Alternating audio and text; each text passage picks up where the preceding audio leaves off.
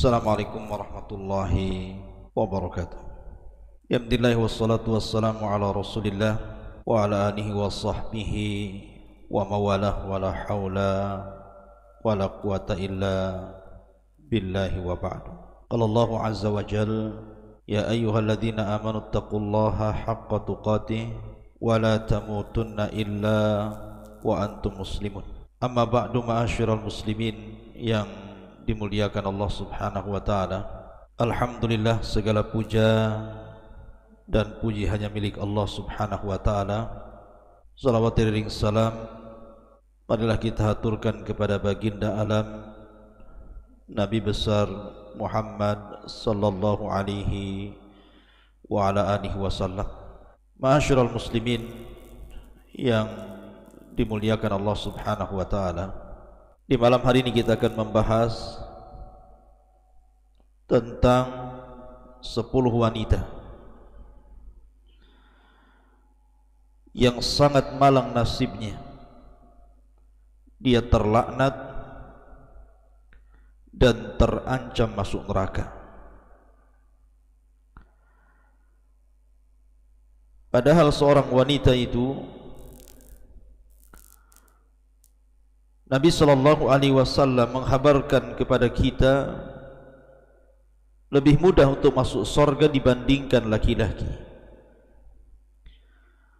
Berdasarkan sabda Nabi sallallahu alaihi wasallam, "Idza shallatil mar'atu khamsaha wa shamat syahraha wa ata'at ba'laha wa hafizat farjaha, qila laha udkhulil jannah min ayyi abwabis samaniyata syi'ti." Apabila seorang wanita berupaya untuk menjaga salat 5 waktunya, menjaga puasa Ramadannya, sangat taat kepada suaminya dan menjaga kehormatannya, maka wanita itu akan dihadapkan kepada 8 pintu sorga dan dikatakan kepadanya, silahkan masuk ke dalam sorga dari 8 pintu sorga yang kau sukai. Artinya bahwa wanita masuk sorga lebih mudah dibandingkan laki-laki. Tapi kenapa pula Nabi SAW ketika diperlihatkan neraka, dia mengatakan,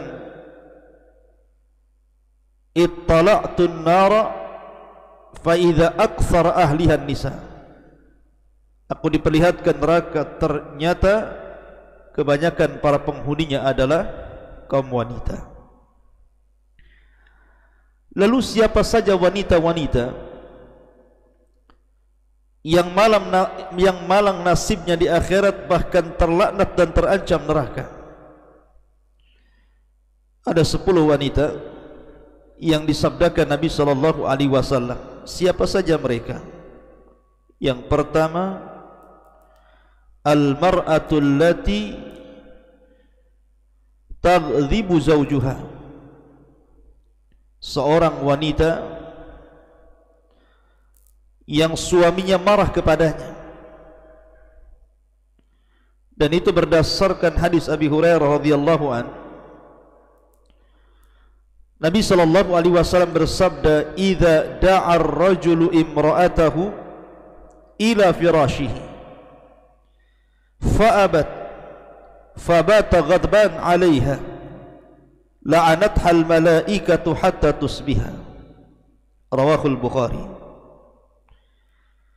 Apabila seorang suami memanggil istrinya untuk berhubungan suami istri, tiba-tiba kemudian wanita itu atau si istri itu menolak ajakan suaminya, sehingga suaminya marah,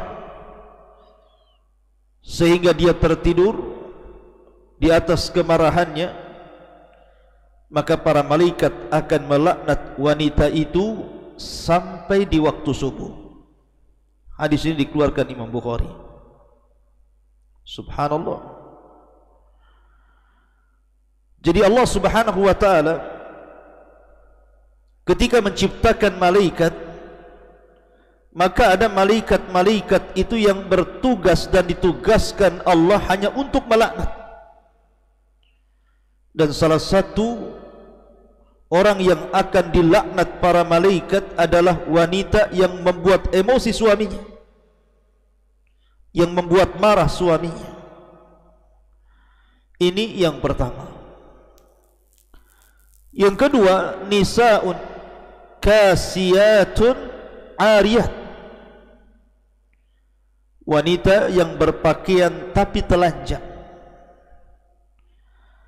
Dan itu berdasarkan Abi Hurairah radhiyallahu an, Nabi sallallahu alaihi wasallam bersabda, "Sinfani min ahli nar lam arahuma." Ada dua kelompok, kata Nabi sallallahu alaihi wasallam, termasuk penduduk neraka, dan aku tidak pernah melihatnya. Maksudnya Rasul tidak pernah melihat dua kelompok ini di zamannya. Salah satunya Nabi SAW menyebutkan kelompok ini, wanisaun kasiyatun ariyatun mumilatun ma'ilatun ru'usuhunna ka'asnimatil bukhtil ma'ilati la yadkhulnal jannah wa la yajidna rihaha wa inna rihaha la tujadu min masirati kadha wa kadha. Rawahu Muslim. Seorang wanita yang berpakaian tapi telanjang, maknanya dia berpakaian tapi telanjang. Boleh jadi karena mungkin pakaiannya tidak sempurna, hanya mengandalkan kepada gaya dan mode, mengikuti gaya-gaya barat ataupun gaya-gaya orang-orang fasik, atau mungkin pakaiannya kurang tebal sehingga transparan, atau mungkin pakaiannya terlalu ketat sehingga membuat lengkukan-lengkukan tubuhnya. Itulah yang disebut nisaun kasiyat ariyat, yang berjalan melenggak-lenggok seperti punuk unta yang sedang bergoyang. Wanita ini tidak akan dimasukkan ke dalam sorga, bahkan tidak akan mendapatkan baunya sorga, padahal baunya sorga bisa tercapai dari jarak sekian ke sekian. Hadis ini dikeluarkan Imam Muslim. Ma'asyiral muslimin yang dimuliakan Allah Azza wa Jalla, di zaman Nabi sallallahu alaihi wasallam atau di zaman jahiliyah, ketika Allah Subhanahu wa taala berfirman, "Wala tabarrujna tabarrujil jahiliyatil ula."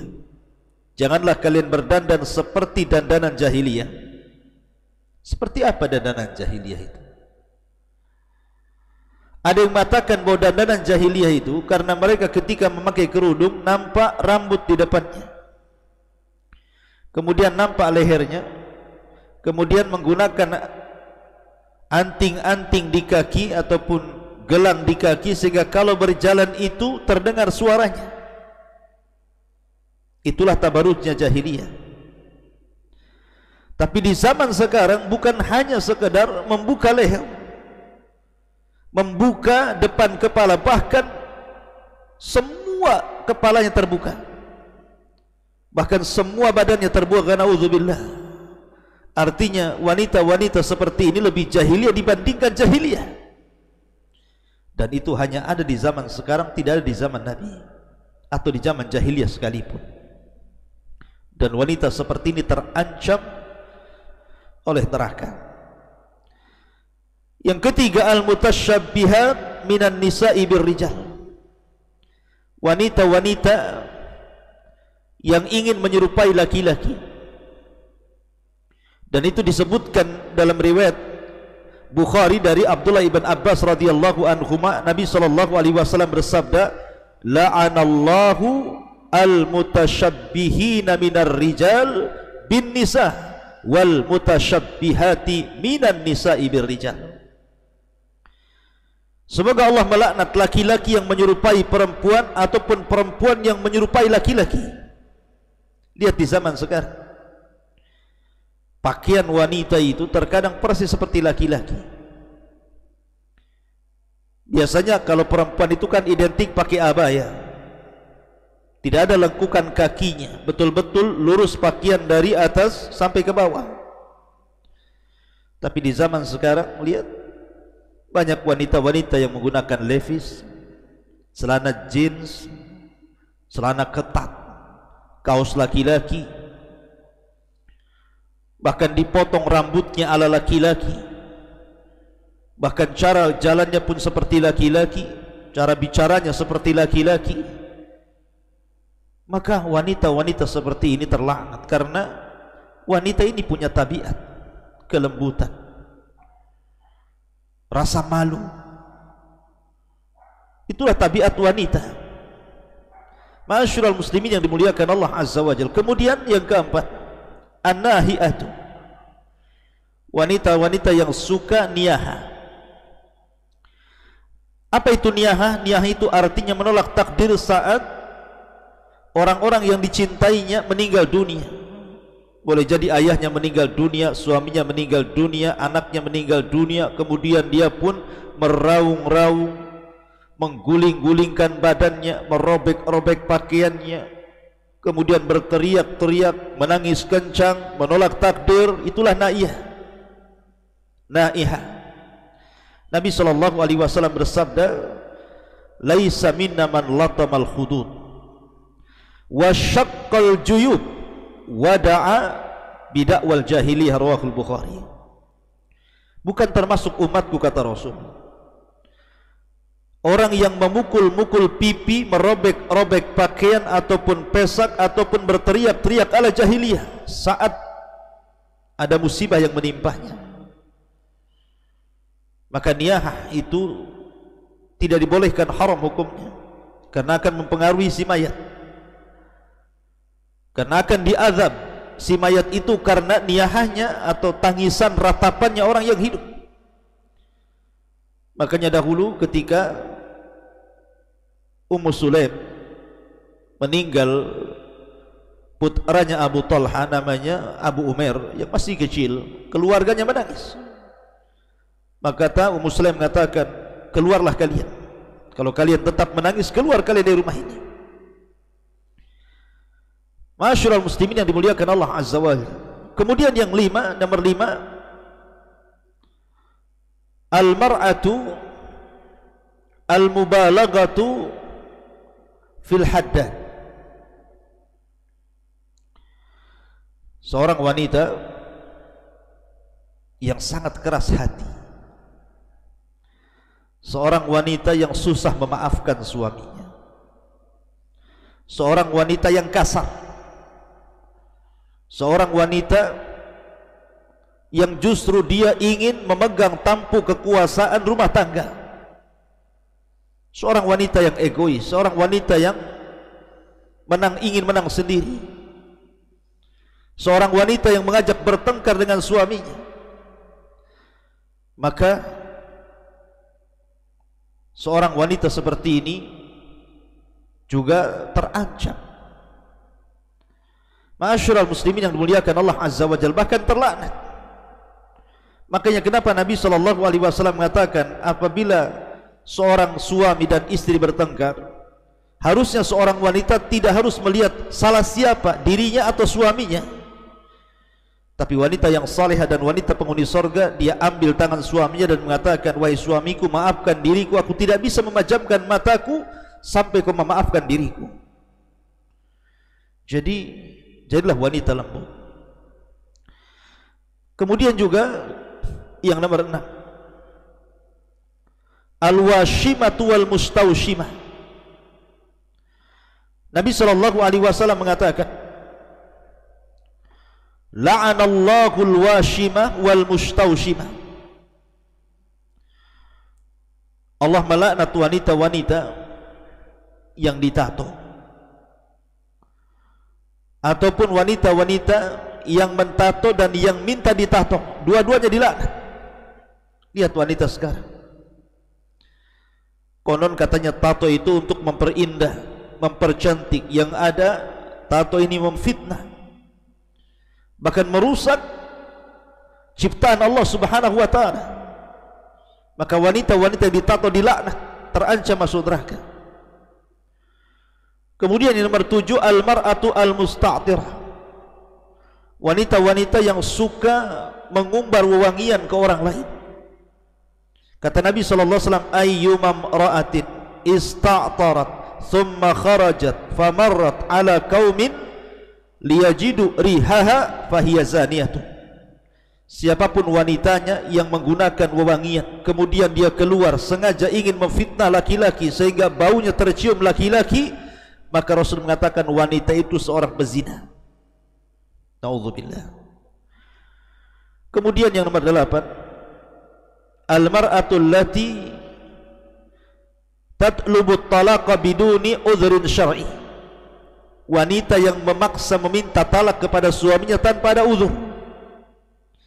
Maka Nabi mengatakan ayyuma imra'atin sa'alat zawjaha talaqa min ghairi ba'sin faharamun 'alaiha raihatul jannah. Siapapun wanitanya yang meminta kepada suaminya untuk diceraikan tanpa ada alasan, maka haram padanya bau surga. Apa alasan? Apakah hanya alasan dunia Anda minta cerai?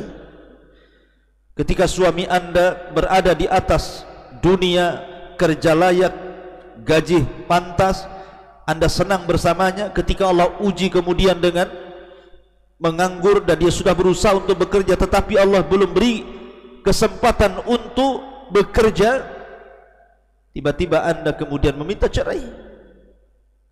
Ma'asyiral muslimin yang dimuliakan Allah Subhanahu wa ta'ala, atau alasan yang lain yang bukan alasan syar'i. Kemudian yang nomor 10, yang nomor 9, seorang wanita yang menghena rambutnya dengan warna hitam. Nabi SAW mengatakan, rubahlah uban kalian tetapi jauhi warna hitam. Boleh kita merubah uban-uban yang sudah menumbuh, tapi jauhi warna hitam. Tapi di zaman sekarang, ma'asyiral muslimin yang dimuliakan Allah Subhanahu wa ta'ala, lihat wanita-wanita di zaman sekarang, karena ingin tampil muda, dia pun berani melanggar syariat Allah Azza wa Jalla dan Rasulnya dengan cara mewarnai rambutnya dengan rambut yang hitam. Padahal ini sangat diharamkan dalam Islam. Anda boleh mewarnai dengan warna lain, tapi jangan warna hitam. Kemudian juga yang terakhir, yang nomor 10,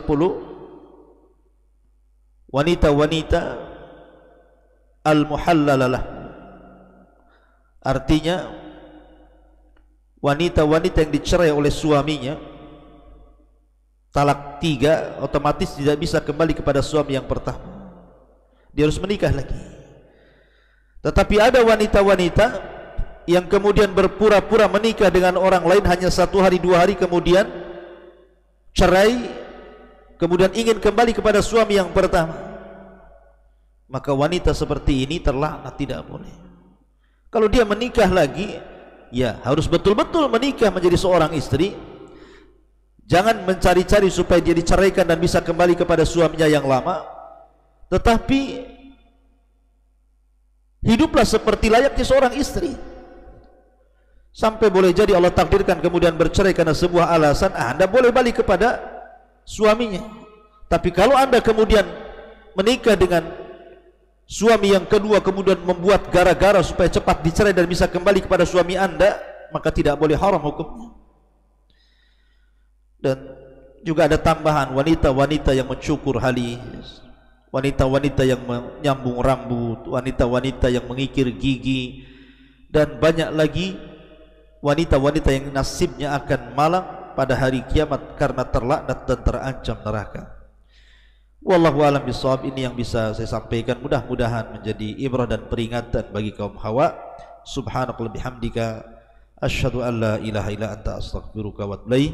Allahu ta'ala alam. Assalamualaikum warahmatullahi wabarakatuh.